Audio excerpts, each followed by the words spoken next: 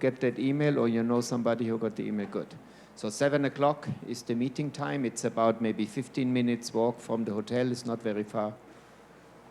So I'll look forward to seeing all of you there. And Csaba, the stage is yours. Thank you very much. Again, I would like to be comfortable with me taking off the mask. Please put yours on, if that's possible. Thank you. So, supersymmetry. The place where we left off yesterday was that we defined what the matter content of the MSSM is. Yeah, so we said that we put the matter fields into chiral superfields. And those were, all left-handed chiral superfields. So these were the quarks. I'm not going to write down the charge table again. And then there were the leptons, L and E bar. Again, we discussed what this means, that these are all left-handed fields. Usually when you write down the matter content of the standard model, you say there is a left-handed and the right-handed quark. And instead of that, I use the left-handed quarks and the complex conjugates of the right-handed quarks such that they are all left-handed, such that I can put them into chiral superfields and not use anti-chiral ones and get confused by that. And then we discussed that we also need 2 Higgs doublets, yes, and those were needed in order to make sure that the resulting theory is anomaly-free, and also to get the holomorphic version of the Yukawa couplings, which is needed for supersymmetry. In the standard model, you have only 1 Higgs doublet, and you use it both for the up and the down quark masses, yes? But that means that you have to put in a complex conjugate in one of them. Okay, now that's something that you cannot do in supersymmetry, as we discussed. Yes, the superpotential cannot contain any complex conjugates. Yes, so that's why we have to, that's another reason why we have to introduce the second Higgs doublet. Okay, so very good. So we saw that essentially the normal standard model Yukawa couplings can all be lifted to be superpotential terms in the supersymmetric version of the standard model. And that's great. Yes, we want that.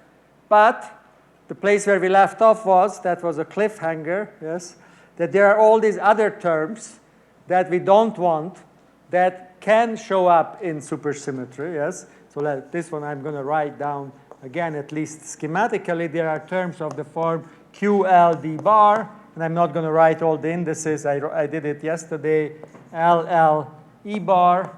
So these are all terms that you could add into the superpotential, LH up, and D bar, up bar. Okay.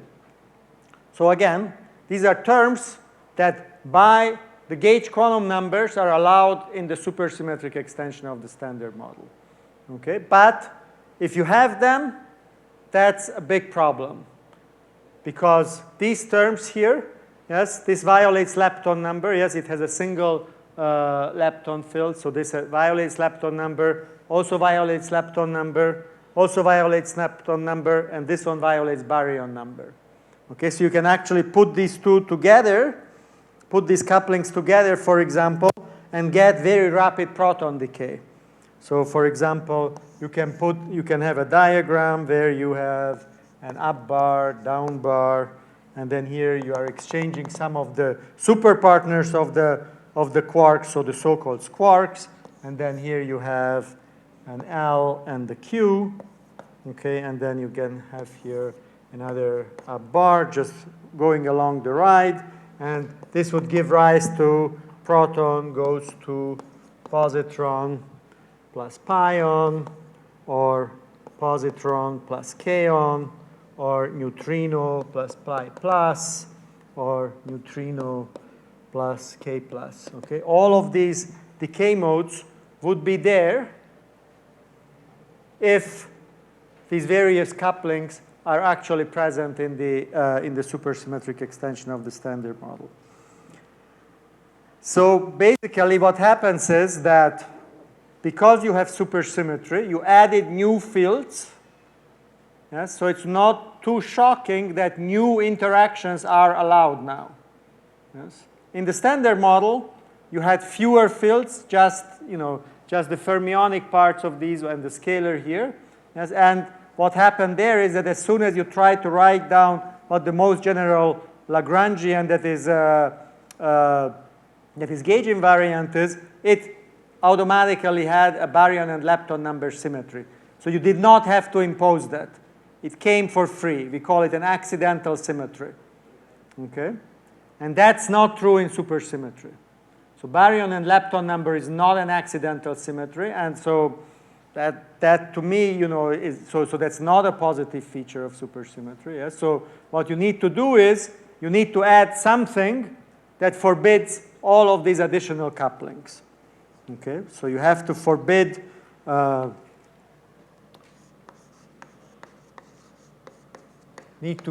all these bad terms.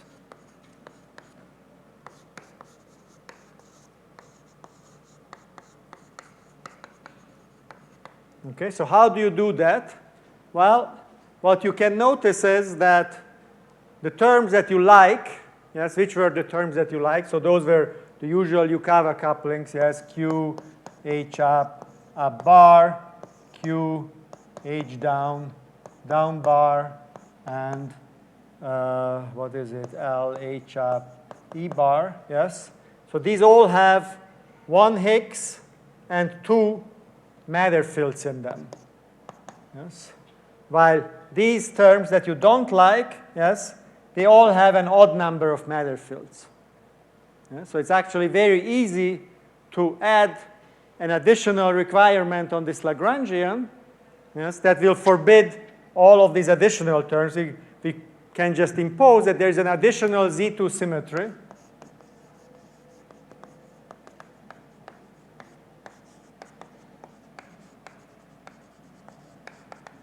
Yes, under which all of these fields, the ones that I call the matter fields, flip sign.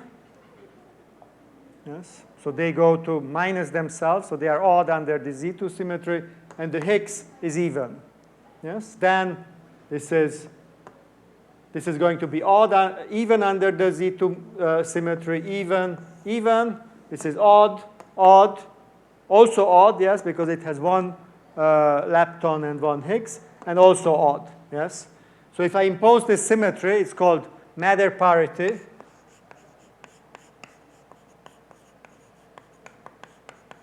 Okay. Again, just flip sign, of Q, up bar, down bar, L, E bar. They have a minus sign under this matter parity, and H up, H down. They have a plus sign under matter parity, as that can forbid it. Okay, so, but it's something that you have to impose in addition. Okay, so you have to have supersymmetry plus this matter parity. Now it turns out that there is a slightly different way of, combining the existing symmetries of the theory, and that's the way it's usually expressed. So you can check that the matter parity is actually equal to -1 to the 3 times B minus L. Yes. Where B is the baryon number and L is the lepton number. Okay, so you can check that, for every charge I wrote down the baryon and lepton number previously, that actually the matter parity is equal to that particular combination. And what you can do is, okay, so this is matter parity, so you can slightly modify this, and you can add 2 times the spin of each particle, -1 to the 3 times B minus L plus 2 times the spin of the fields. Okay, so this is the spin of the fields. And this, of course, is not going to make any difference, yes, because, the spin is always half integer, yes, so this is something that is going to be a subgroup. -1 to the 2s always needs to be even, because you have to have an even number of fermions just by the Lorentz symmetry of the theory. So this is S is the spin of the field, and will have the same effect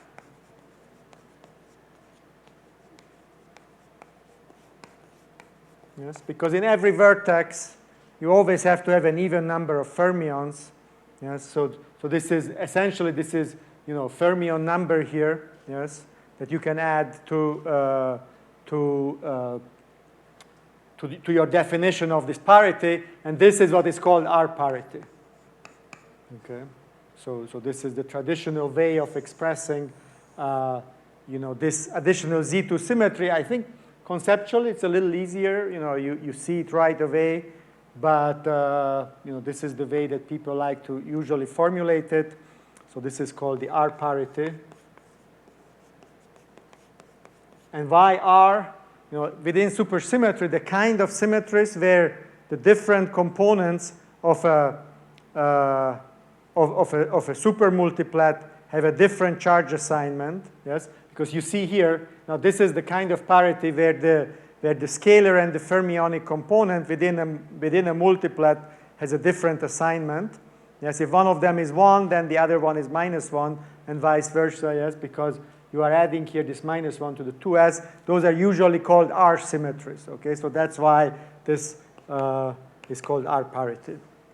Okay, and so now the reason why this is what people really like is, this expression rather than the matter parity, is because if you formulate it in terms of, we see they are equivalent, so you can use whichever you want. Yes, the effect, the physics is the same. Yes, you impose this symmetry, and then you just used, a subgroup of the Lorentz symmetries, yes, to combine it to get R parity. So these two are equivalent completely in terms of their physical effects. Now, why do we rather like to use this?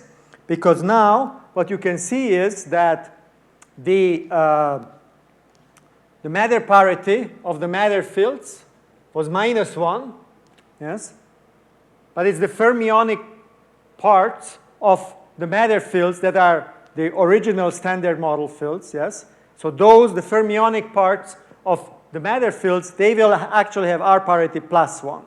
And it's the scalar partners of the matter fields, so it's the squarks and the leptons that are going to be odd under R parity.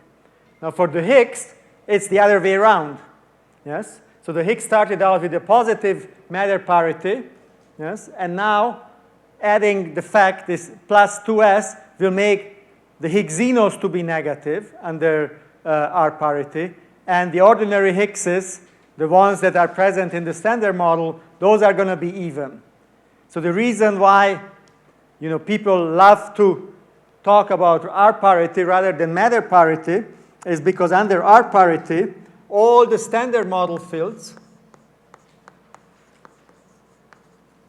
have charge plus under R parity. And all the superpartners, all the fields that I introduced just to make the theory supersymmetric, they have a negative charge. Okay, so the superpartners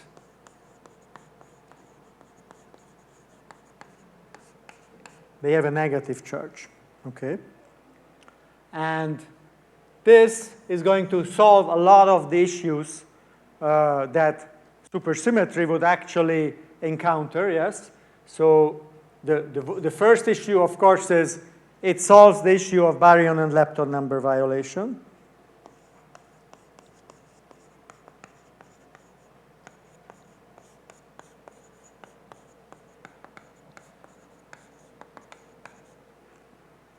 Yes. Now, one other important thing that it does is it also forbids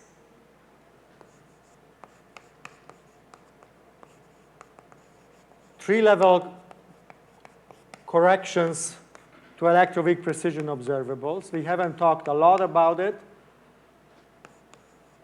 To electroweak precision observables. Essentially, the point is that electroweak precision observables are related to corrections due to the presence of new particles to some standard model processes that we have already measured very well. Yes, for example, could be a 4 Fermi operator, or just the mass of the W and the Z. And the point is that those processes only have standard model particles on the external legs. Yes? So there cannot be a single superpartner exchanged that gives you a correction to that, yes, because if I have some process where I have here standard model, standard, you know, it doesn't matter exactly how many, these are all even under R parity, yes. So I couldn't possibly have a three-level diagram, yes, where I have just a single superpartner exchanged, yes. That's not allowed because this would be even and this intermediate state here would be odd. Okay, so any corrections to standard model observables will have to come in at a loop level, yes, because you have to have at least two superpartners coming in, yes, but then you have to somehow close up these diagrams, yes, which will tell you that, you know, there's got to be an additional loop there, which will give you an additional importance suppression factor, yes, a 1/16 pi squared type suppression. Okay, so that's another important reason. Okay. Now, the third really important reason is that the lightest superpartner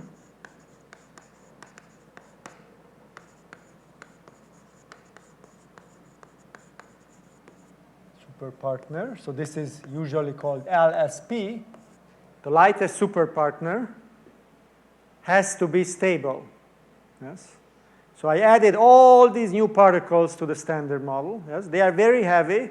They have interactions. Well, they are not yet heavy, but eventually we hope they are going to be heavy, yes, because we haven't seen them. Eventually, I promise you, I'm going to make them heavier than the standard model particles. So they are heavy, yes. So in principle, they could all decay.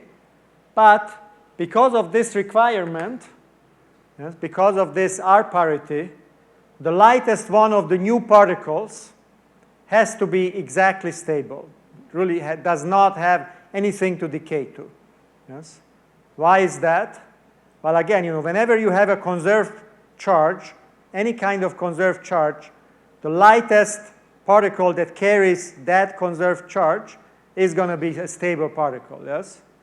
That's why the electron is stable. Yes. The lightest particle that carries electric charge is the electron.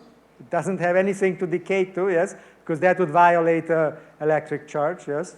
Why is the proton stable or mostly stable? Well, it's the lightest particle that carries baryon number, yes. That's why the proton is stable. Yes, now we say that there's a new conserved quantum number. It's only a Z2 quantum number, but that's good enough, yes. So that's going to make this LSP, this lightest superpartner, stable. Okay. And, well, so is that good or bad? Well, so that is actually a feature, yes, because in many cases, you know, now which one is the LSP, of course, will depend very much on how supersymmetry is broken. But often it will turn out that, you know, the more strongly that particle is interacting, the bigger its mass is going to be. So usually it turns out to be an electrically neutral, uncolored particle. So often, electrically neutral and not colored,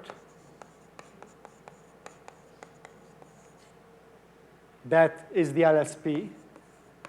Okay, so this particle could be a candidate for dark matter.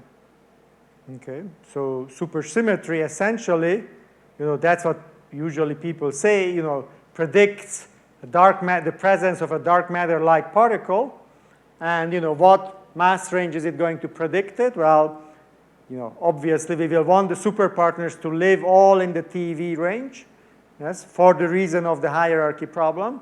They will be weakly interacting. So essentially, supersymmetry is going to predict the presence of WIMP-like particles automatically. So this will be a WIMP-like particle.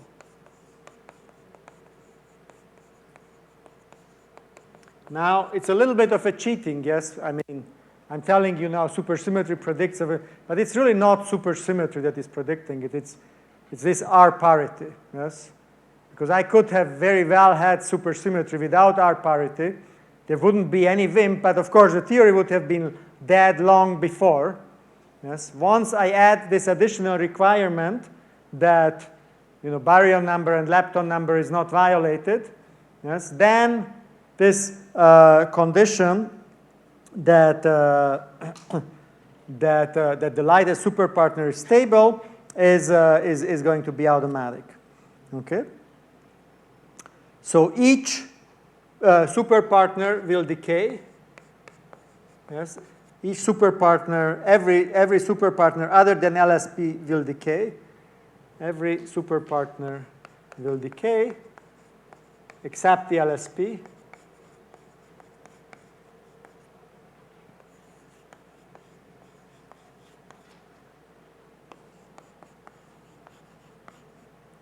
Except the LSP. Yes. And in their decay, but whenever they decay, because of this conservation of R parity, if I created a superpartner, when it decays, there's got to be at least one superpartner in it. Yes? So the final state of the decays of these superpartners will always contain at least one LSP. Could be more, could be an odd number, yes, could be 3, yes, but it has to contain at least some of them. Okay. So now this is also giving rise to the most famous collider signals of supersymmetry. Yes.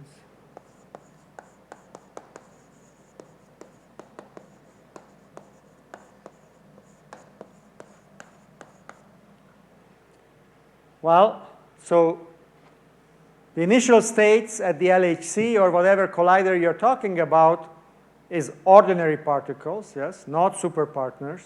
So the R parity of the initial state is even. Yeah, so initial state has even R parity.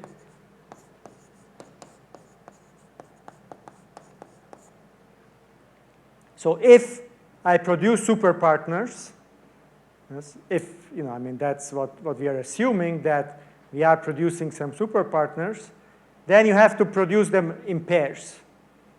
Yes, because the initial state doesn't have R parity, superpartners have odd R parity, so you have to produce them in pairs.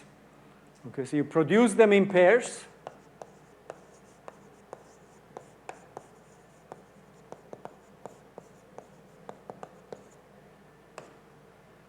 And each of them will decay, yes, until there's an LSP left over, yes, so there will be possibly cascades of decays, yes, but at the very end, from each of these particles, there will be at least one LSP that hopefully, again, possibly is electrically neutral and not colored. Yes, so in the collider, you won't be able to detect them, yes, because it only is weakly interacting. So in the LHC detectors, you won't be able to detect them. All you will see is that there's some missing energy. Okay, so you produce them in pairs, will decay each of them, but at the end, at least 2 LSPs. Why at least 2? Yes, because you produced at least 2 of them, and each of them has at least 1 LSP in its final state. It could be more, yes, but at least 2. Okay, so what you will see in these collider events is that there's a large amount of missing energy. Okay, so that was sort of the classic signal of supersymmetry.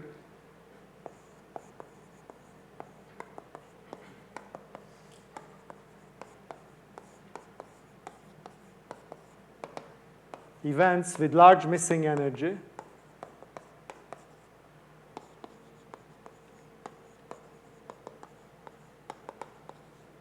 And in fact, the cross-section of these events would not be very small. Yes, because I have superpartners for the quarks, as those are actually strongly coupled. Yes, so these would have been strongly produced. Of course, their masses, again, as you will see, would better be heavy-ish, yes, but still, the coupling is a strong coupling, yes, so it's not very small, yes. So they will be produced with with the strong coupling, and they would each produce missing energy in your collider. Okay, so that was the classic signal of supersymmetry. But again, it's again a little bit of a cheating, yes, because supersymmetry plus R parity. Yes, if I don't have exact R parity, then the signals of supersymmetry could be very, very different.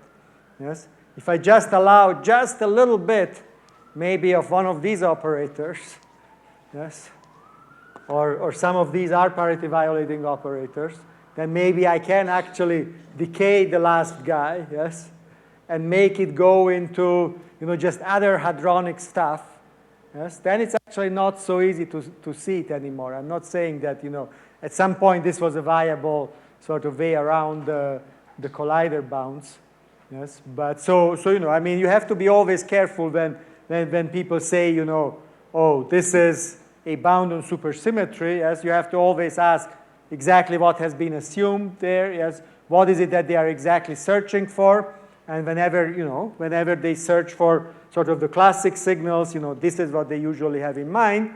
And then, of course, the experimentalists, won't get intimidated by us, and we say, oh, but it's not a good bound because I can turn on this other operator. Then they say, oh, but then I can search for that one too. Then they will have a separate search for theories with R parity violation turned on. So this goes sort of back and forth, and until everybody is exhausted and we have no more good ideas for where to hide it.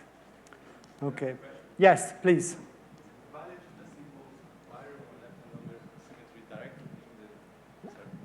Could you just impose a baryon and lepton number symmetry directly and get away with it, or is it just? Yeah, I think that would be probably also a good way to do it. Yes. Okay. Right. I think at this level would probably not be very different. Now, of course, supersymmetry usually, one other thing that I didn't mention is that it fits very nicely into grand unification. And there, you do want to violate baryon and lepton number. Okay, so at this point, I think at this level, it wouldn't make a difference if you say I have R parity or I have baryon and lepton number. Yes, but if you try to include it in, like John mentioned in the colloquium, SU5, yes, so then you're putting some of these different multiplets into the same with baryon and lepton. So there is lepton and baryon number violation built into SU5, except it's made sure that its scale is very high. So then you couldn't do it anymore, but you could still impose on that theory R parity exactly. Okay, but I think here, just in the MSSM probably would be okay. Okay, any other question? All right, very good. So let's move on to the next thing. So that's what I keep promising you. Yes, the main still missing ingredient, and that's the story of supersymmetry breaking. Yes, and that's actually a pretty complicated story. But I do have to finish it today because there will be no more lectures on supersymmetry. So clearly, supersymmetry has to be broken, yes? Even before any LHC searches, we know that there is no superpartner of the electron with 511 keV scalar. There would be lots of light, electrically charged, and color charged particles. Those we knew long time ago that they don't exist, yes? So supersymmetry better be broken, yes? So SUSY has to be broken.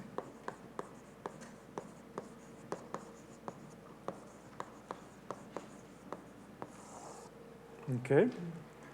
When is SUSY broken? Yes, well, it depends on whether the supercharge annihilates the vacuum or not, yes? That's the usual story about spontaneous symmetry breaking.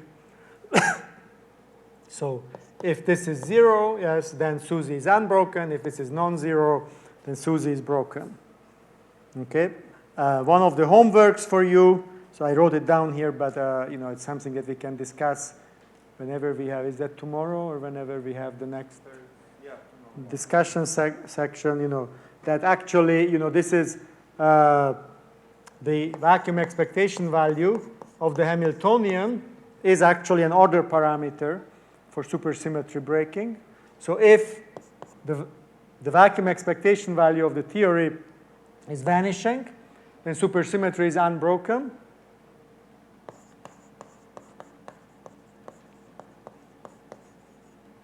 And if it's greater than 0, so you can also show that it's positive definite. And if it's positive, then SUSY is broken. I'm just going to say SUSY breaking with SUSY. Okay, very good.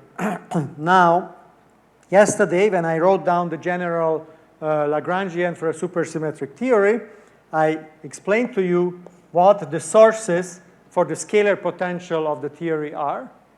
Yes, and there were two terms. One was, so you remember they showed up when I integrated out the F's and the D's. Yeah, so there were these auxiliary fields, these dummy fields that I introduced in order to make sure that the number of degrees of freedom match. And after I integrate those out from the theory, I actually generate scalar potential. Okay, and what this was is dW by d phi I, absolute value squared, sum over I. So for all fields, I take the derivative of the superpotential with respect to the chiral superfields and square them. And then there is another term. So this is called, these are called the F terms.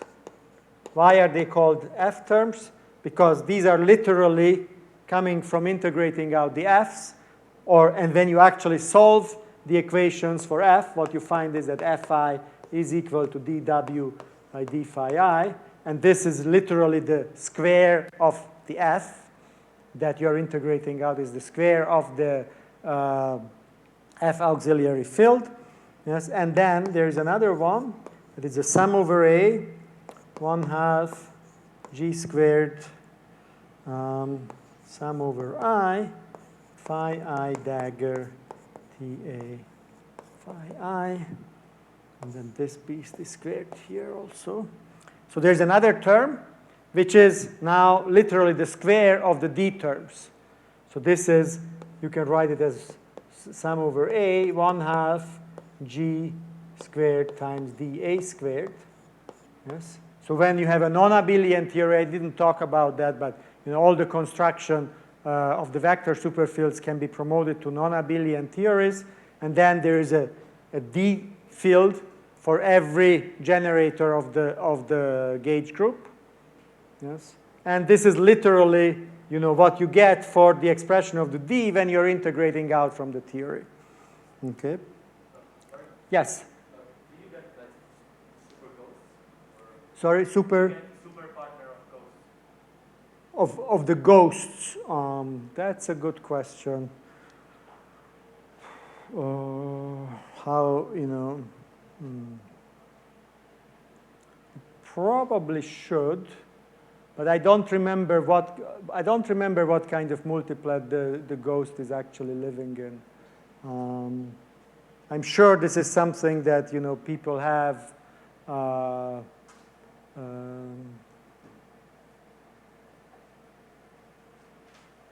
Yeah, I don't know. I think it sounds like you probably should, and they are all unphysical in the end. So there is a gauge where none of that matters. Yes, but you would think probably yes. So I take it as a tentative yes. No? I mean, they are all going to be unphysical in the end. But the gluon counts as 2 degrees of freedom, right? I mean, in terms of SUSY partners. Right. Ghosts in a way subtractly longitudinal.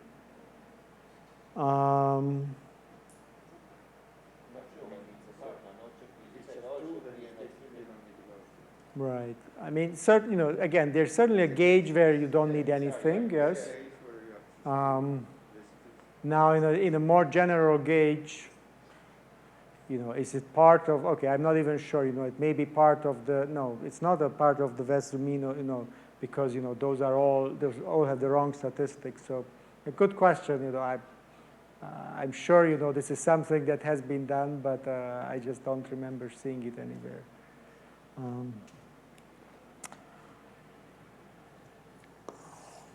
So back to SUSY breaking, yes? So how, in practice, are you going to break supersymmetry, yes? Well, again, what you want is that the vacuum expectation value is non-zero, is positive, yes? That's nice. This scalar potential is explicitly positive definite, like I'm claiming that when you solve the little exercise tomorrow, yes, you will see that it has to always be, yes? This positive definite sum of absolute value squares here on both sides, yes? So if supersymmetry is unbroken, then each of these has to vanish, yes?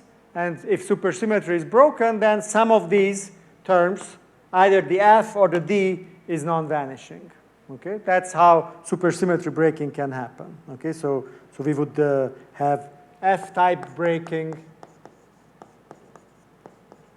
Yes, that would tell me that, the SUSY breaking comes from the vacuum expectation value of some of this term, and the D-type breaking is, when you have a vacuum expectation value of these guys.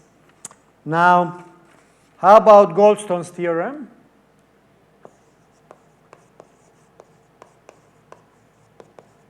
Well, there is a supersymmetric version of Goldstone's theorem, yes? Whenever you have a spontaneously broken symmetry, you do expect to have some massless particles. The main difference is now the symmetry that is spontaneously broken is fermionic, yes? So that means that now the particle that should be massless should be a fermion, yes? So there should be what is called a Goldstino. So this is now Goldstino's theorem. Goldstino theorem. Okay, so there should be a massless fermion.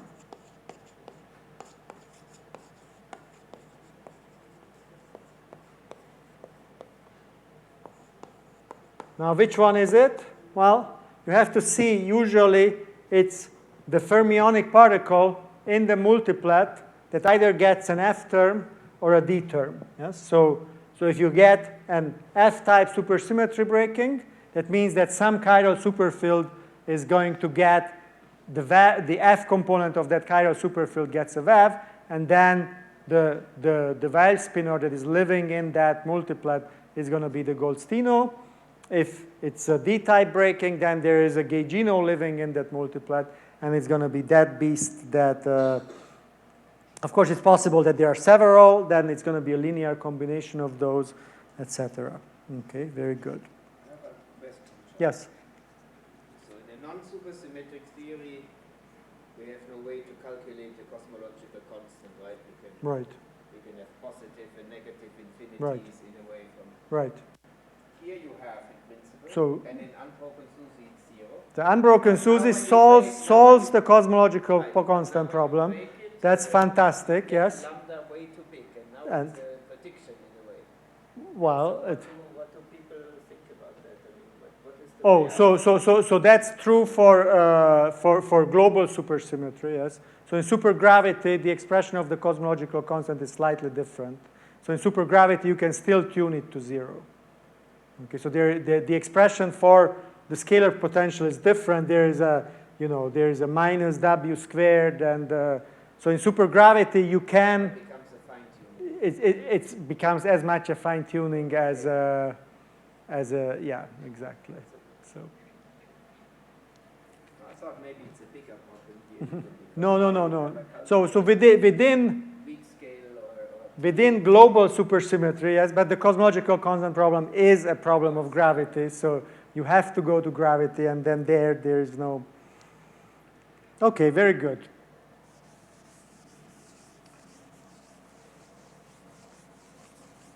So how to apply this now to the standard model? Okay, how to apply it to the standard model or the MSSM? Now, it turns out that you cannot very easily directly apply this mechanism, and you need to add one more twist that has to be shoved down our throats in order to actually get the realistic version, the realistic extension of supersymmetry. And that's related to a sum rule. Okay, so maybe I'm not going to do this. I will give this as a homework, but it's probably a somewhat complicated calculation. So you could try it yourself, or you can just read it up in my notes where with Flip where we have explained this well. So the claim is that in SUSY theories of the sort that we have discussed, actually there is a sum rule for the masses of the particles that's valid irrespective of whether supersymmetry is broken or unbroken. Okay. So there's a sum rule which is telling you that the super trace m squared is equal to 0. What does this mean? I take the mass matrices of all the particles in the theory, and I take the boson, the mass squared matrices such that I compare apples with apples, yes, because fermions usually have mass matrices, bosons have mass squared matrices. So I square the fermionic mass matrix, so I take m dagger m. Yes, and for the bosons, of course, you directly get a mass squared matrix. And I add them up with different signs. So the fermionic mass matrices come with a minus sign. That's what the super trace stands for. Yes, the bosonic ones come with a plus sign. And you also have to take into account the different number of helicities or spins. Yes? So for the scalars, it comes with a factor of 1. For fermions, it comes with a factor of -2. And for gauge bosons, it comes with a factor of +3. Okay? And the claim is, and again, it's something that is not too hard to derive, but I would probably spend the rest of the lecture deriving this. So I don't want to spend all my remaining time on this. It's relatively straightforward. Again, I think I will put this among the problems for tomorrow. So it tells you that even if supersymmetry is broken, yes, there is this relation among the masses of the different particles within the theory. Okay, and so this is a very bad relation for phenomenology.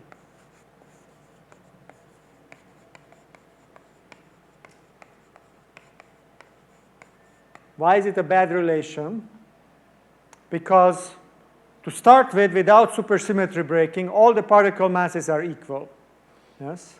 So what this relation is telling me is that if I now want to lift some of the superpartners to be heavier than the observed particles, yes, then some other superpartners have to go below. Yes? So I can't really, if in this very simplest way of trying to implement supersymmetry breaking, I cannot, just lift all the superpartners very easily to be heavier than the standard model particles. So it tells you that some of the particles, some of the superpartners,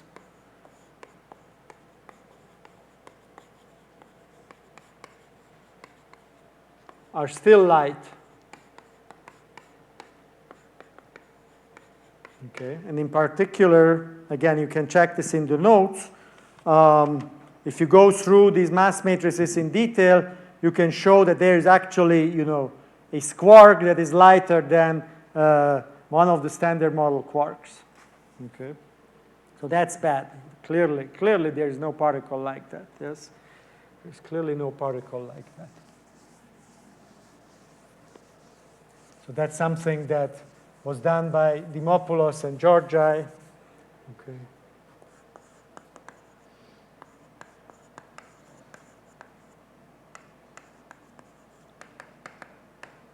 Again, if you try to just take a theory where supersymmetry is broken, couple it directly to the standard model, you are going to get a squark, so a superpartner that is light. And what do I mean by light? Lighter than the standard model quark. Okay, that's really bad. That's no way. So somehow you have to break this sum rule. Okay, so this sum rule has to be broken.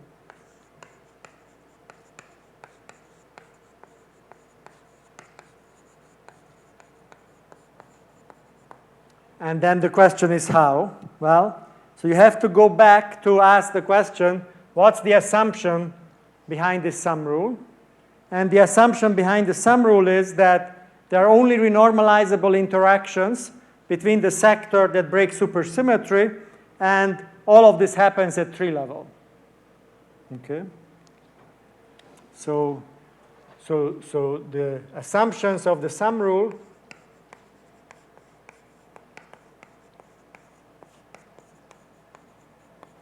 and again, you know, I mean, these are words, but again, you can just go ahead and derive it.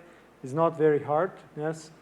That there are only renormalizable interactions.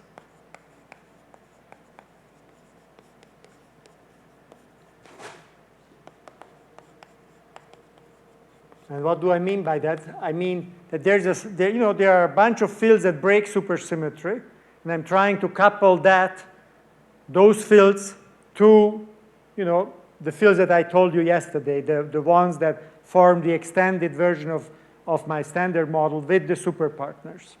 Okay, there are only renormalizable ones, and this is a tree-level formula.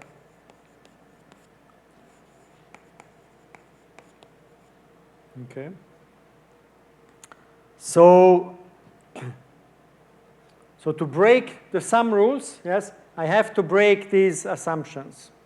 I have to break these assumptions. So for example, I could make sure that there are no renormalizable interactions between the what I now call the visible sector and the supersymmetry breaking sector.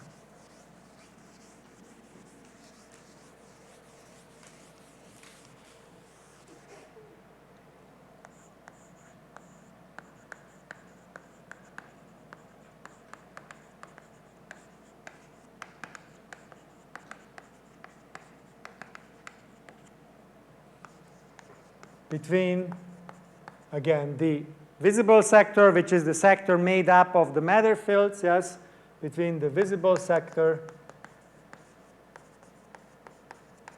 and the SUSY breaking sector. Okay, so essentially, SUSY breaking should not be happening, you know, by these fields, the ones that I'm trying to use to be the standard model or the supersymmetric extension of the standard model. There's got to be another sector, and that other sector has to be hidden, has to be separated out. Yes, there shouldn't be a direct tree-level interaction between them. Okay, so this actually is possible. So examples of these kind of models where there is a SUSY breaking sector and there's a the visible sector is when, for example, SUSY breaking, one possibility is that SUSY breaking is transmitted only via gravity. That would be called the, you know, gravity-mediated version of the MSSM. Okay. Or another version would be that there is a messenger sector that is in between the hidden sector where supersymmetry is broken and the visible sector, and this messenger sector interacts both with the SUSY breaking and interacts with the standard model, yes, but there's no direct interaction, and then these so-called messengers can mediate supersymmetry breaking. So that happens in so-called gauge-mediated theories. Messenger sector, so that's a sector in between the SUSY breaking and the visible sectors. this messenger sector can have renormalizable interactions with both the hidden sector and the MSSM. And then once I integrate out the messenger sector, it effectively is going to generate some higher dimensional operators between the hidden and the visible sectors, and that could give rise to supersymmetry breaking. Now, the usual approach is that at this point, I don't want to go into the details of what exactly the supersymmetry breaking sector looks like. What I would like to do is I would just like to parameterize the effects, the possible effects of supersymmetry breaking on the visible sector. So I don't want, for now, I don't want to specify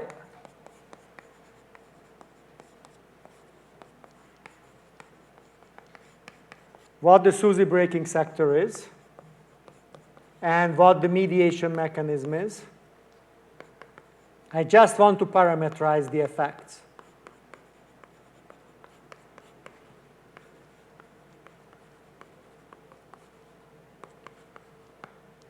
Okay. So how can I do that?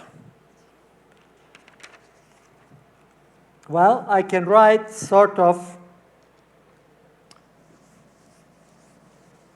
I can do a so-called Spurion analysis. Okay, so I'm going to do what is called a Spurion analysis. Did anybody hear this word Spurion before? Okay, about half of the people. So maybe it's better if I explain what I mean by that. So Spurion analysis is essentially telling you how to write down all the possible terms that could show up in your effective theory, yes, when you have a symmetry that is spontaneously broken. Okay, it's an easy way. And this is something that we will do a lot tomorrow and on Friday when we are talking about composite Higgs and pseudo-Goldstone boson Higgses. But maybe I'll just say a few words now. Okay, an easy way to find all possible terms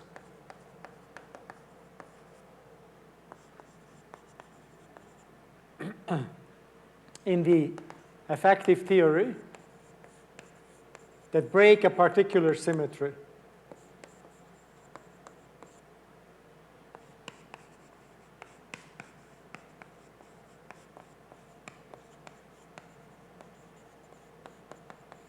So in order for you to be able to do that, you have to specify, what parameter or, what is the origin of the breaking of that particular symmetry. So in this particular case, I will assume that there is an F term for some field in the hidden sector, yes. Assume that there is some S field, okay, like S stands for spurion, okay, which has an F component, okay, such that the expectation value of the spurion field has an F component, theta squared F. Yeah? So this is the origin. This F is the origin of supersymmetry breaking. The fact that there was a field, yes, whose F component was non-vanishing. Yes, once you have that, then supersymmetry is broken. Yes? And then what I'm trying to ask is, if I had this field, how can I parameterize all the effects from a hidden sector? That's also important, from a hidden sector. So it's got to be non-renormalizable operators, as there's no direct interaction between the visible and the SUSY breaking sector. How can I parameterize all the possible effects of supersymmetry breaking? So what I'm supposed to write down now is all possible operators in my Lagrangian that are higher dimensional, meaning non-renormalizable, yes, that, if I treat this as a field, as a superfield, wouldn't break supersymmetry, yes, and the only origin of supersymmetry breaking will be that this S actually had an F component. Okay, so I want to write all the higher dimensional operators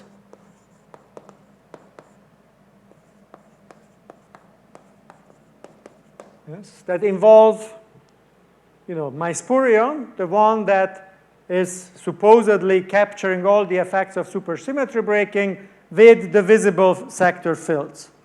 Okay, so we know how to write, supersymmetric operators, yes? I can take a d4 theta term, yes? Then I can write phi dagger phi. So these would be some visible fields. Visible fields, so fields from the MSSM. And then I can put in an S dagger S here. Okay. And now, you see, this is a non-renormalizable operator. So this is the usual kinetic term would be a term without this S dagger S. Yes. Now I stuck in, this is now a higher dimensional operator. Yes, I stuck in two of these fields. So there will be some suppression scale M. Yes, what is that suppression scale? So that's the scale of the SUSY breaking mediation. Yes. That's if it's gravity mediation, then it's going to be M Planck. If it's some sort of a gauge mediation or messenger sector, then it's going to be the scale of the messengers. Yes, or the scale that is giving rise to the mediation. So this is the scale of mediation.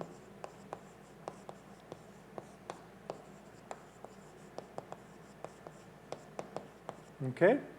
So now, why is this useful? Yes, because now, of course, the only thing I care about the S is that it has an F component. Yes. So now I'm going to stick in the F component of the S, and what is this going to give rise? Yes. Well, if it has an F, the only thing that I care is an F component. Yes, then I will get a theta squared from this, a theta bar squared from the S dagger. So that's completely going to take care of the d4 theta integral. Yes, and in the end, all I'm going to left with is just a scalar mass term. Yes, for the scalar components of these chiral superfields. Yes, so what I'm going to get here is a phi star phi, a scalar mass term, yes, with mass of order F over M squared. Yes, so this is called a scalar mass or a soft breaking scalar mass. Scalar mass. So that's one of the terms that I can get from this weird way of, this convoluted way of doing supersymmetry breaking, where I put stuff in the hidden sector and I connect it. Okay, other possible higher dimensional operators. Okay, now I can write something like d2 theta, yes, and now everything has to be holomorphic, yes, so I can write things like d2 theta phi squared s, or I can write, and now this is renormalizable, yes, so I don't need to put in any mass scale here, yes. Or I can write integral d2 theta phi cube times s, but then I have to write a 1 over m, yes, because now this is non-renormalizable, okay. So you see, this would be, if this is allowed, that's problematic, yes, because this is a renormalizable operator. So usually we don't want to allow this, because this would tell me that I will get a term of the form f times phi squared. Yes, that's a way too large of a term. So often this is, in fact, a problem in some of these supersymmetry breaking models. Yes, so if this is renormalizable, then it's too large. So you better make sure that this operator is not allowed. Yes, otherwise you're going to get a term whose mass squared is actually very big. Now this one has the right order, yes, because this is now going to give you a phi cube times f over m type term in the scalar potential. So this is usually called an A term. This is usually called the B term. Okay, and then what else can you have? You can also still get a gaugino mass. So that would be an integral d2 theta w alpha times s over m. Yes, and then you remember the lowest component of the w was the gaugino itself. Yes, so this is going to give me an f over m. So this is going to give me a lambda alpha f over m. Okay. Very good. So what do I find? So the upshot is that the type of terms that you are going to find in this story with supersymmetry breaking in a hidden sector will be some very specific type of terms that you can add to your Lagrangian. And again, if you specify for me what the SUSY breaking sector exactly is, then you should be able to calculate it. Or you can just try to parameterize the most general form of these SUSY breaking terms. So what you get is, you get scalar mass for the masses, for the fields in the chiral superfields. You get the gaugino mass, yes, for the fermions in the vector superfields, yes, and you get these holomorphic scalar interactions.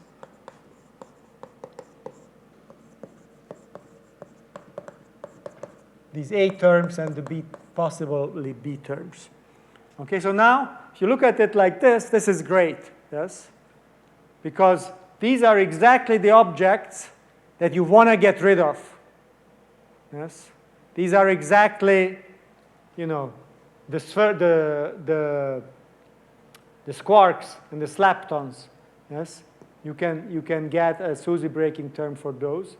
And the gaugino masses, yes, those are the ones that you can push high with supersymmetry breaking, yes, but not the electron and the quarks, etc.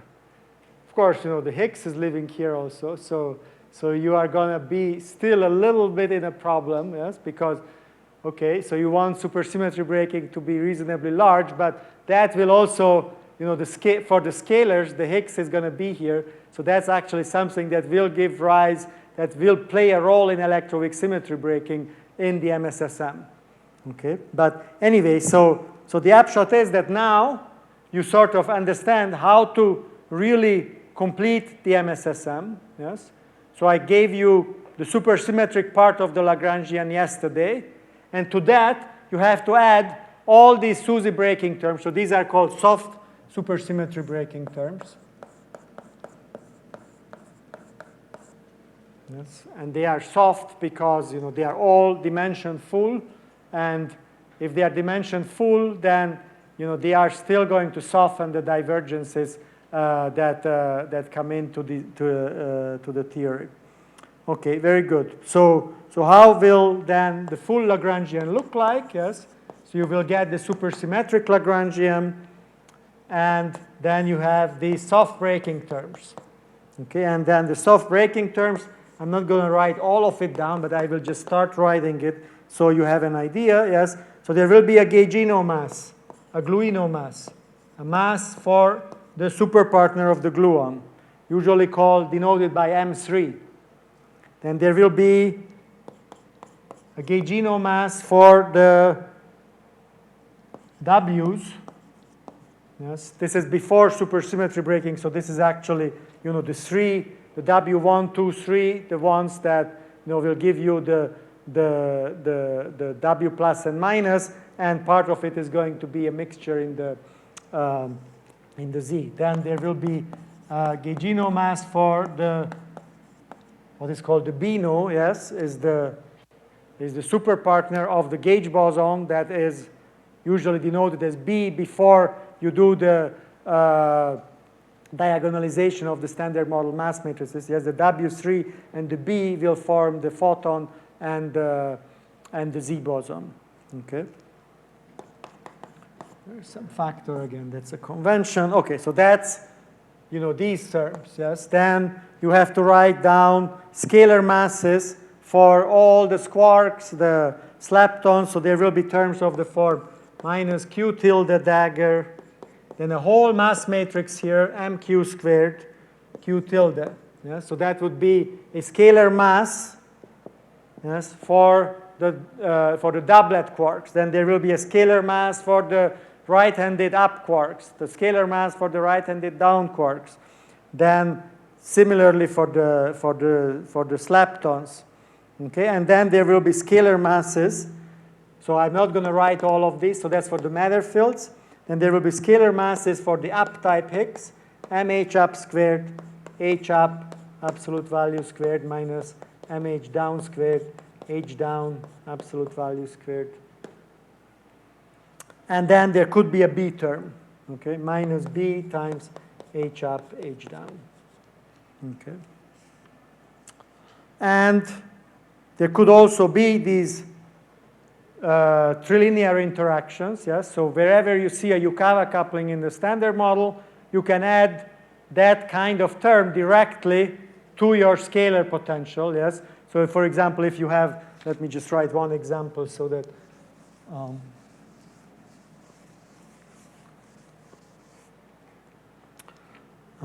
of the sort, you know, A of the up, yes, so that would be something like squark, Higgs boson, and then the right-handed up squark, okay? So this would be a term, yes, and then there would be a down, you know, the same for the down quark, and then for the leptons, etc. Okay, so that's the full Lagrangian of the MSSM, the most general one, yes. And now these objects here, yes, these are big matrices, yes.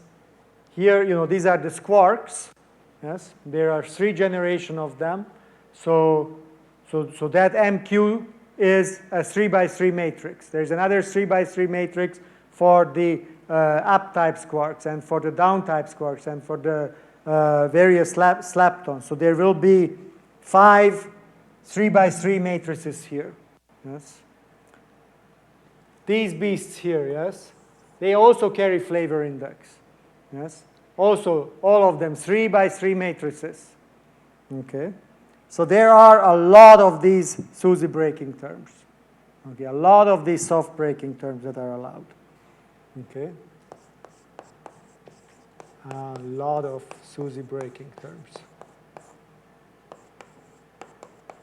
So this part was really beautiful, yes.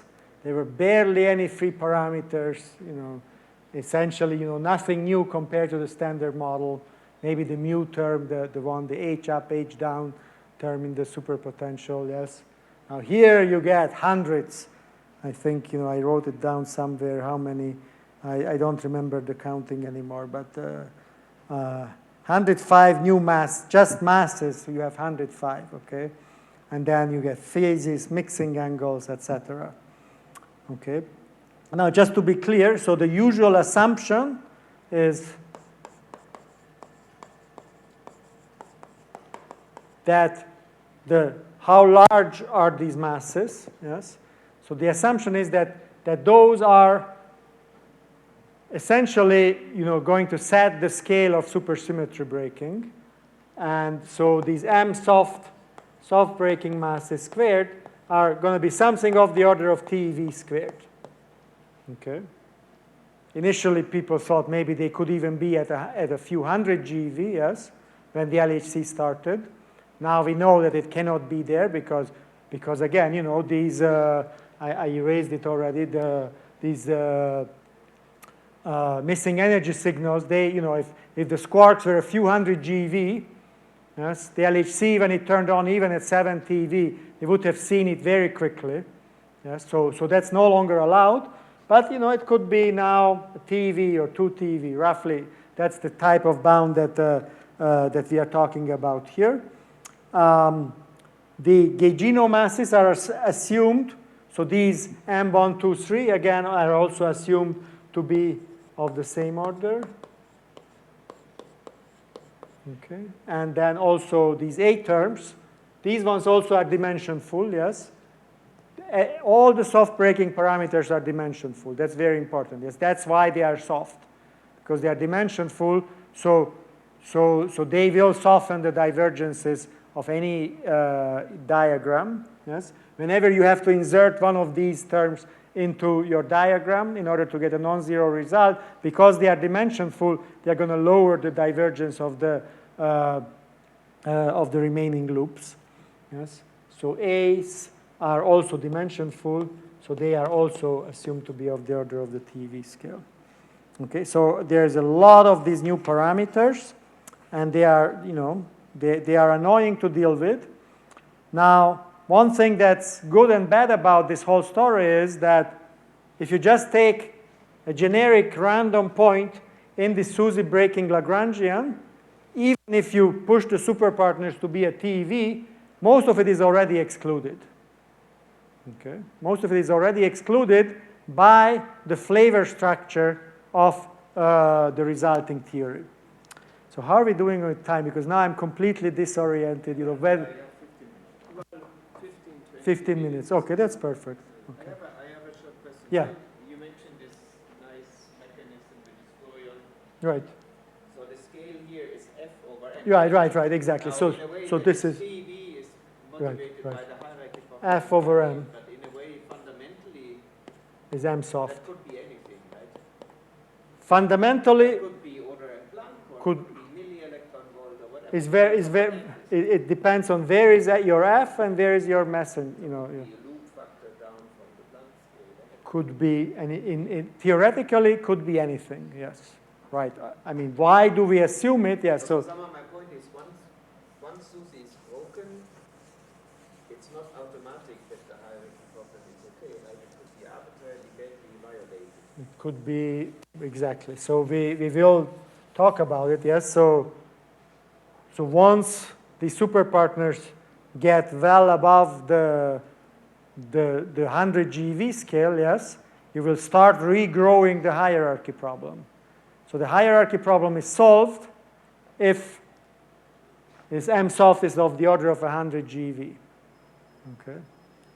So hierarchy, and we will see that when we get to electroweak symmetry breaking, yes. Once M soft, again, like Matthias said, this is F over M, yes, of the order of 100 GeV. Okay, once they get higher than that, you will start regrowing the hierarchy, yes, as, clearly, like you say, it can be anywhere, yes, the SUSY breaking, and it's useful for the hierarchy only if it's not super far from 100 GeV. So that's why people are starting to, not like supersymmetry that much, because now we know that, the M soft is not at 100 GeV. Yes, it's more like at 1.5 or 2 TeV. Yes, and then in the fine tuning in the hierarchy problem, it's going to be the square of this. So we lost already essentially a factor of like 100. Yes, because the tuning is going to be of the order of something like M soft squared over M Higgs squared. Yes, that's essentially the type of tuning that you will be talking about. Yes, and now, so that's, this is now more than a factor of 10, so this is like 100 to 1,000. Okay, so it's still much better than the 10 to the minus 32 tuning that you had, for example, if you were thinking, but, it's starting to, we don't know too many, there are instances in nature where you have tunings of this order, but not too many. So this is, this is the reason why many people are, have essentially given up on supersymmetry. Okay, but again, I was telling you, the reason is not necessarily to learn supersymmetry because we strongly believe that this is the right theory of nature, but to understand what it would mean to have a complete theory that really solved the hierarchy problem, what it would mean, what other issues are coming up, and that's one of the things I want to say now, yes, the fact that I introduced all these new particles, yes, squarks, leptons, they give many new possibilities, for example, about flavor violation. Yes, they come in, they are in the same multiplet as the quarks, so they have the same, flavor quantum numbers, yes, and now these particles can mediate flavor-changing neutral currents. Okay. So a new issue that shows up. Again, they were already problematic for the baryon number violation, but then we took the big hammer and killed it with with R parity. Yes. Now there's another issue. Yes. So there's the issue of flavor violation.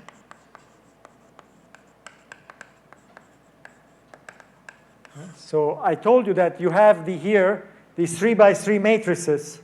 Yes. Those 3 by 3 matrices, in principle, at this point, can have arbitrary flavor structure. Yes. I mean, of course, it doesn't have to. Yes. It depends on what exactly the mechanism is that generates these masses. Yes. And all these SUSY breaking parameters. But if I'm agnostic like I am right now, and I'm trying to tell you, oh, let me just write the most general thing, yes, then Matthias says, no. I mean, flavor does not allow you to do that, yes? I mean, so just to remind you what the issue is, yes? So for example, if you look at, one of the best measured flavor quantities in the standard model, yes, is KK bar mixing.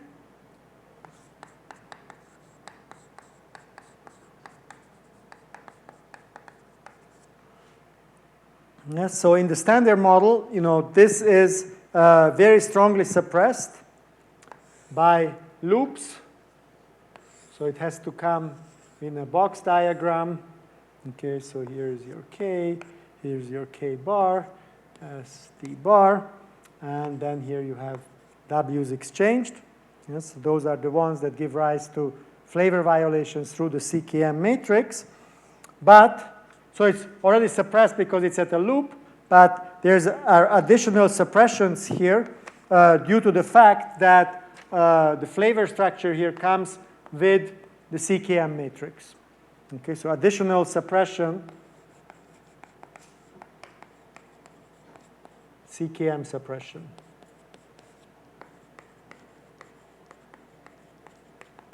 Now, if you take the supersymmetric version of the standard model,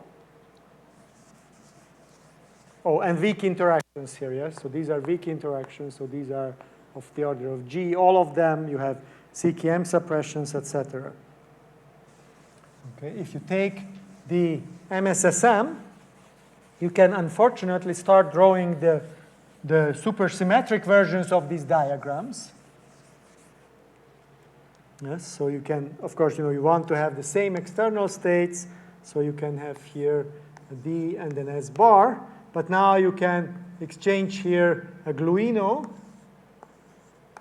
okay, and then you have here the squarks, so there will be a D squark, and then there will be an S squark here, and now the flavor violation is going to be coming from the fact that I'm telling you I'm allowing an arbitrary structure, arbitrary flavor structure of these 3 by 3 matrices. So that's where the flavor violation is going to come in here. So here I put in an off-diagonal term. So I'm just going to put here this M, the off-diagonal term of the soft breaking mass term. Okay, and then here there's an S tilde, another gluino here, another insertion, M star DS, and here is S and D. Okay. So now you see that the source of the flavor violation are going to be the off-diagonal terms of these new 3 by 3 matrices that you have introduced in the SUSY breaking sector. Okay, so you can do an estimate. It's not very hard. I actually did it here. First of all, now these couplings are somewhat bigger, yes, because these are strong couplings versus the weak couplings. And then there is this sort of unconstrained of nominally at this point unconstrained, but now we are going to constrain it, yes, off-diagonal terms of these 3 by 3 matrices. So the amplitude of this is going to be proportional to the strong coupling squared times delta M ds, so the off-diagonal term here over M SUSY squared times 1 over M SUSY squared. So that's, this amplitude is proportional to this expression, and then you can find the experimental bounds on this. So what you will find is that the delta M ds squared over M SUSY squared is less equal than 4 times 10 to the minus 3 times m SUSY over 500 GeV. Okay, so these off-diagonal terms have to be super tiny. Yes, have to be much smaller than what you would have naturally expected it based on, based on their, just generic counting from how large the supersymmetry breaking scale is. So there's got to be some reason. Yeah? So basically what this is telling you, and that's one of the lessons from this, is that when you introduce BSM physics, you also have to worry about things like the flavor structure of that new physics. Now, is this a killer? This is not really a killer in the sense that it's possible to do it, but it's going to tell you that, okay, this SUSY breaking sector better be such that it doesn't introduce a lot of flavor violation. Yeah, so there has to be somehow the SUSY breaking sector or whatever is doing the mediation has to be flavor blind. Yeah, so those will be the good models of supersymmetry breaking versus the ones that just give you random numbers, different numbers for the different generations. Yes, those will probably not fly very well with the experimental constraints. And again, here I just wrote down one of them. There will be similar constraints from mu to E gamma in the lepton sector, CP violating processes, etc. Okay, so now if you are very oblivious to the SUSY breaking sector, what you could say is, okay, let me just be super conservative and just assume that all of these parameters are flavor universal. Okay, so that's one thing that people have been doing a lot when they were trying to parameterize supersymmetry, is to say, okay, the safest thing is, let me just take this to be the unit matrix, and all these m squark and slapton squares to be the unit matrix. Also here, make sure that there is no new source for flavor violation at all, and then, all of these constraints are going to be safe. But it's not automatic, yes? It depends on exactly, what gives rise to these soft supersymmetry breaking terms. So for example, turns out if it's supergravity, then, these matrices don't want to be universal. If it's gauge mediation, then they will be very close to universal. So, it depends on exactly the structure of the theory. Okay. Now, let me just say one more thing, one more topic before I let you go for today and finish up supersymmetry completely is, okay, how about electroweak symmetry breaking, and then this issue of the little hierarchy that I'm starting to grow back. Okay, so electroweak symmetry breaking. Okay, so now almost everything is in place to have a complete supersymmetric extension of the standard model, but I still want to make sure that electroweak symmetry breaking is happening in the right way, yes? That the Higgs does get a VAV, that we are going to get the right masses for the W and the Z. Okay, very good. So first of all, so SUSY will give you a relatively special form for the Higgs potential.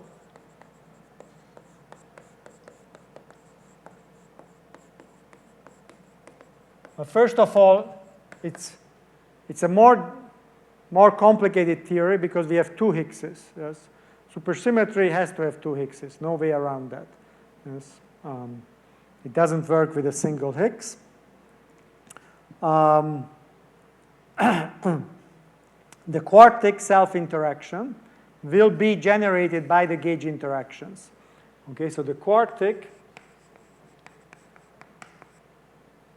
Higgs couplings are related to the gauge interactions.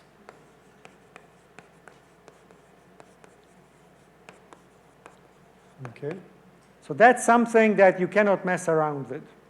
Yes, because the quartic is not a soft breaking term. Yes, it's a dimensionless coupling. Yes, so whatever is there in here, whatever is here, that's what your quartic is going to be. You cannot add it from the soft breaking terms because it's not soft. if you start adding additional quartics, they will just directly contribute to quadratic divergences. Okay, so whatever is there, that's what it is. And there are quartics present in L-SUSY, yes, but they have a special form because they are coming from the so-called D terms. Okay, so you can actually calculate what the form of the quartic is. So they will be related to the gauge coupling. So it's going to be 1/8 G squared plus G prime squared, H up, absolute value squared minus H down, absolute value squared, plus 1/2 G squared, H up dagger, H down, absolute value squared. Okay. So again, the quartic is related to the gauge coupling. Now the Higgs mass in the standard model, do you remember what the Higgs mass in the standard model is? It's related to something like √2 whatever lambda v or something like that, yes? But now I'm telling you that lambda is essentially G squared plus G prime squared, yes? So the quartic is essentially given by, G squared plus G prime squared. So essentially, I'm going to get a formula that is telling you that the Higgs mass is almost the same as the Z mass. Yes, whatever you do. Yes, because the mass of the Higgs is only determined by the quartic, and the quartic is related to the gauge couplings, the SU2 and U1 gauge couplings. Yes, and that you also know, and that's what determines the Z mass. Yes, so essentially, what this theory is going to tell you is that MH is of the order of MZ. Okay? In fact, in many cases it's even smaller, but it's not so hard to get it of the order of MZ. Okay, so now this is also a little bit of a problem, yes, well, because, well, MZ is less than M Higgs, yes, so this is 90 GeV, yes? But I wanted it to be 125 GeV. Okay. I mean, it's of the same order, but it turns out that at tree level there is an actual inequality that tells you that the Higgs mass is less or equal than the Z mass if you really fully minimize the Higgs potential. So let me just write down how the full Higgs potential looks like. VH is equal to mu squared plus MH up squared times H up squared plus mu squared plus MH down squared times H down squared minus B mu H up H down plus the quartic there plus this VD that I wrote over there. Okay, so the quadratic terms are coming first from this mu. The mu is a supersymmetric parameter of the theory. And then this piece here is a soft breaking term. Yes? Same for the down type quark. There could be one of these B type terms for the Higgses, the one that I wrote somewhere over there. And then the quartics. Yes? So it's actually not very complicated, but it has several problems. Yes? One is, these are parameters that are of very different origin. Yes? This is actually a supersymmetric parameter. Could in principle be huge, yes? This is a SUSY breaking parameter. Should be of the same order in principle as the squarks or the, yes? Yet the sum of these two, should not, we know what it is, yes? It's, something of the order of 100 GeV in order to get the right Higgs mass. Yes? Same thing over here, yes? Again, this is a totally different parameter. Why are all of these of the same order as they need to come out in the standard model or in the 2 Higgs doublet standard model? At this point, that's a mystery. And that is one of the, when people wrote a lot of papers about supersymmetry, those were some of the issues that they were trying to understand. Okay? So again, you can go ahead and minimize this potential. It's written down in the notes a lot of details. So I'm not going to do this very carefully here. Again, you will get an actual inequality that the lightest Higgs mass is less than equal to mz times cos 2 beta, where the beta is telling you, because you have two Higgs doublets, yes, the wave could live in either of these two. Okay, so H up is going to have a wave 0 V up, yes, and H down is going to have a wave 0 V down. I forgot, maybe one of them is up, depends on the exact normalization. Yes, so you usually write this as V, the usual V, the 246 GV times cos beta, and this one you write as V times sine beta. And so it's telling you how is the Higgs wave distributed between the two Higgs doublets. Yes, so that number comes in, but it's essentially less or equal than mz at 3 level. Okay, so that means that to get to 125 GeV, actually you need to work hard.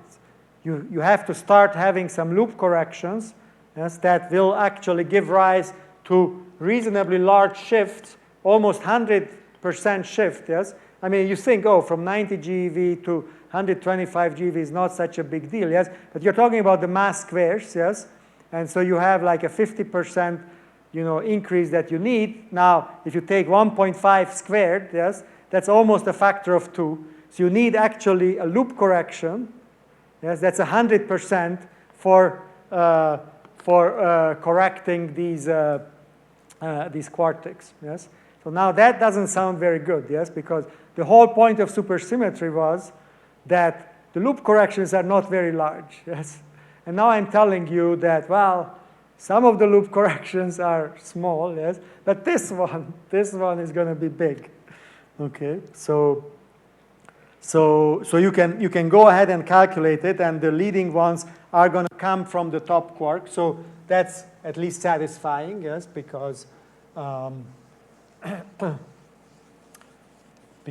those couplings are and could be relatively large. Yes, so there will be diagrams of this sort where there is top quarks running in the loop, and so these are all. This is top left, top right, and there is another one with stops in it, and it will, in fact, give a reasonably large contribution to the to the Higgs mass.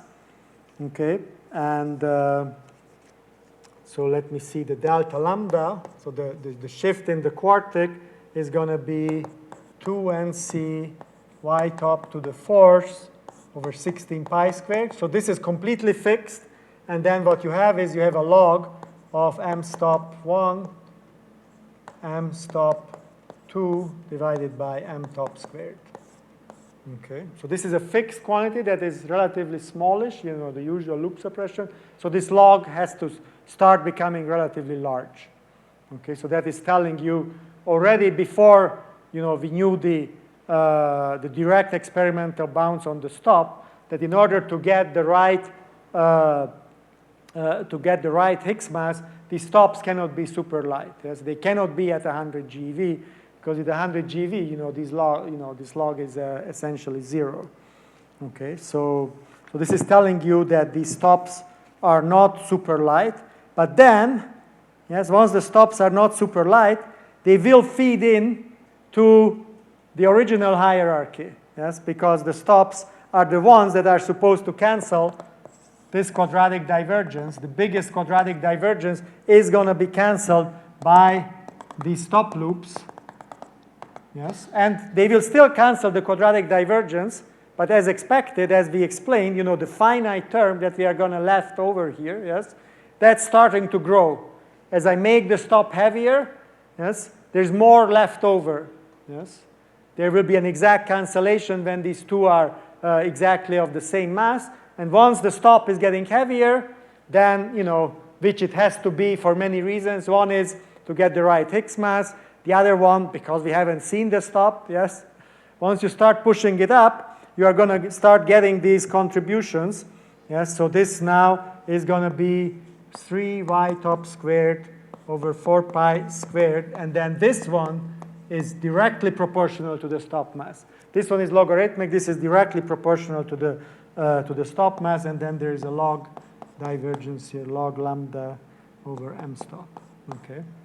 So you see that as the bound on the stop keeps increasing, yes, you start growing back the correction to the original hierarchy. Yeah? So now it's not super bad yet, but it's starting to be at a point where, again, we said, there is like a % level or more, maybe 0.1%, depends on exactly the parameters of tuning already needed in order to have this theory to be realistic.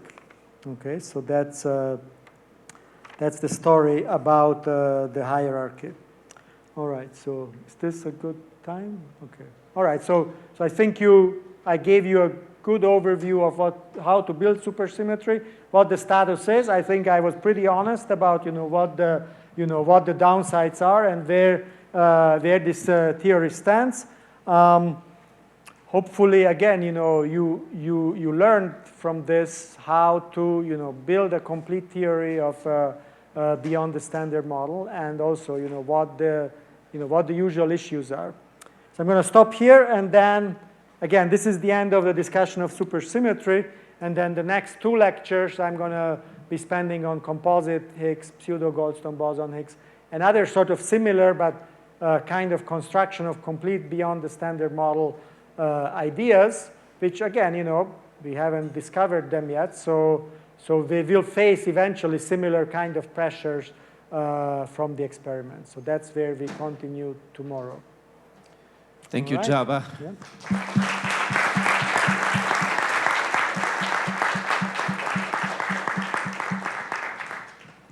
Thanks for this wonderful coverage of Susie. So, I don't know, we are between dinner and questions. Maybe we take a few questions, but then eventually we have to get back to the hotels. Yes?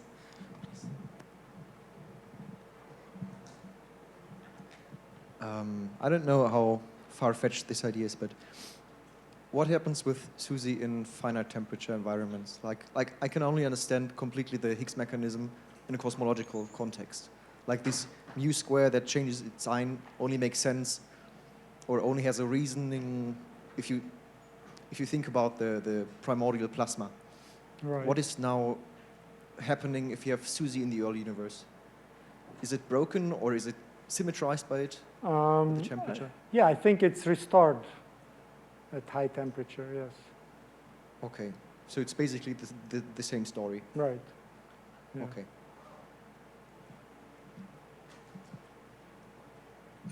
But even at 0 temperature, there is a nice mechanism in Susie to change the sign of mu square. Oh, right. Yeah. Running, So of course, from the top yes, mass, similar to this. Right. So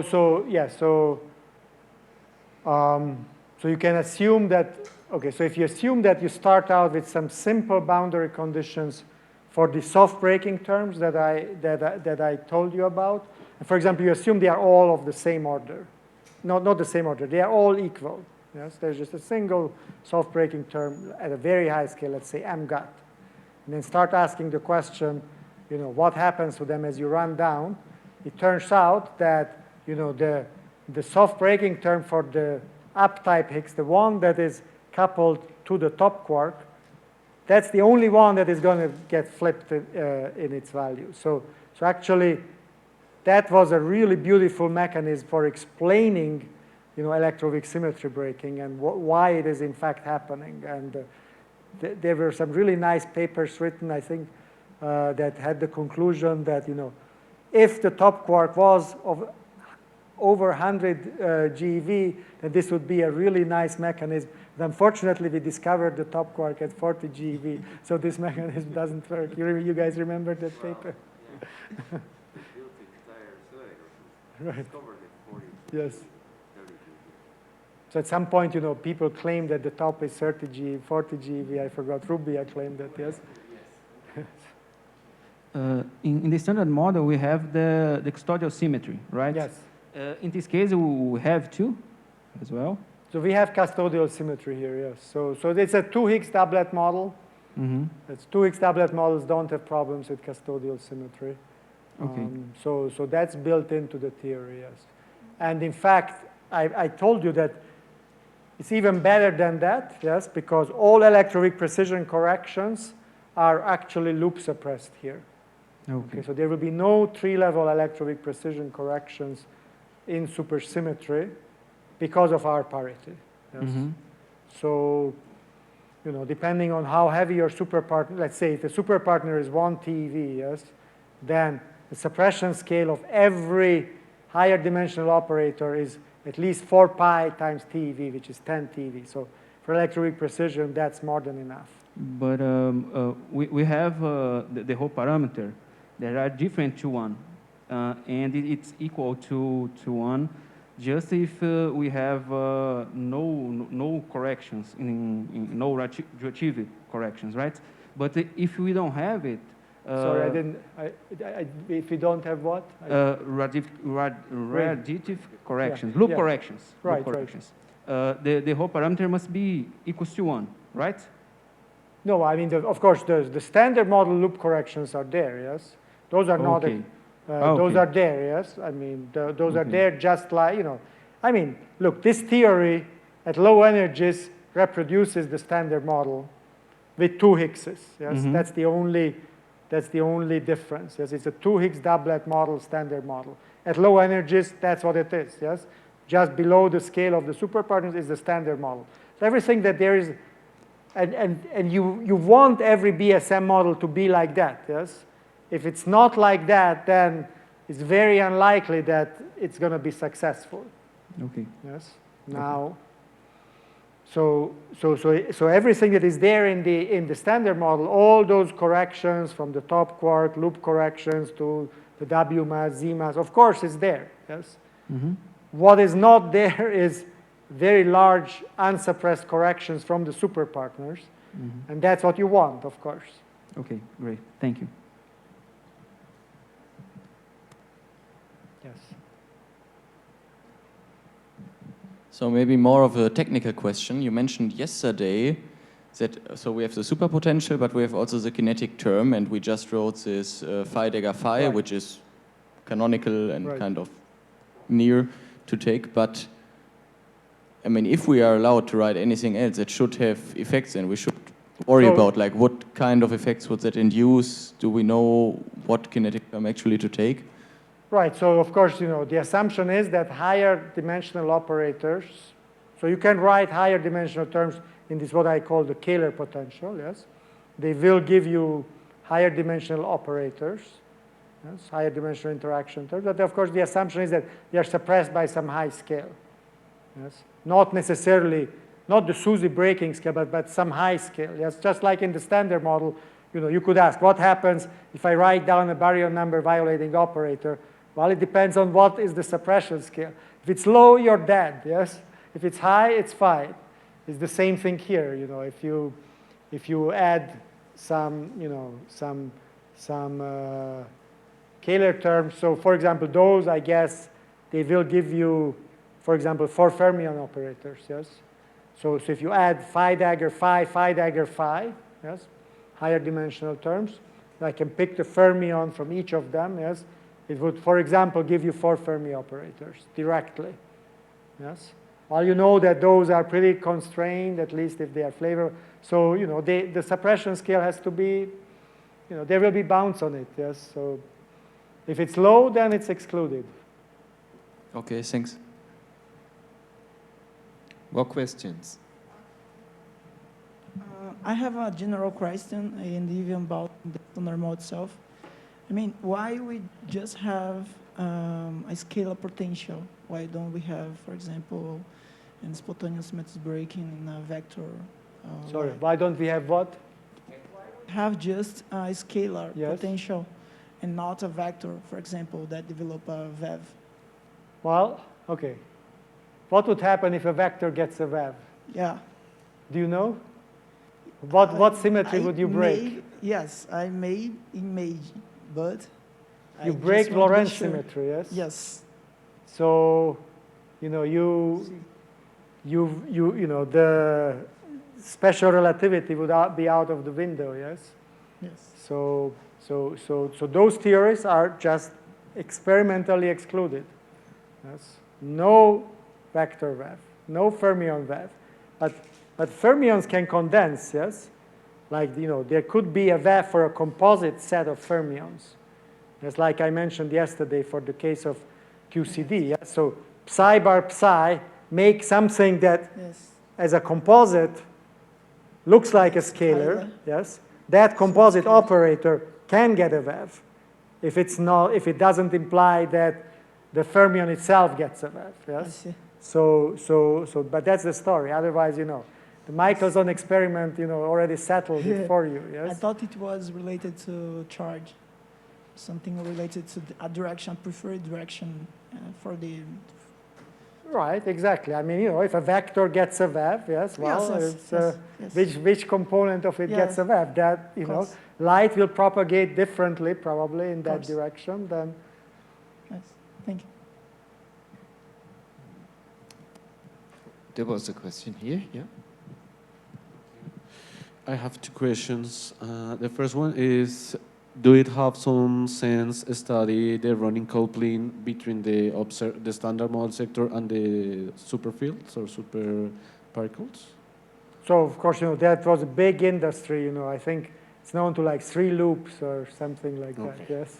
Steve Martin and those people, yes. And like Matthias mentioned, the 1 loop running, that's actually very nice, and it gives you this radiative electroweak symmetry breaking in some cases, yes.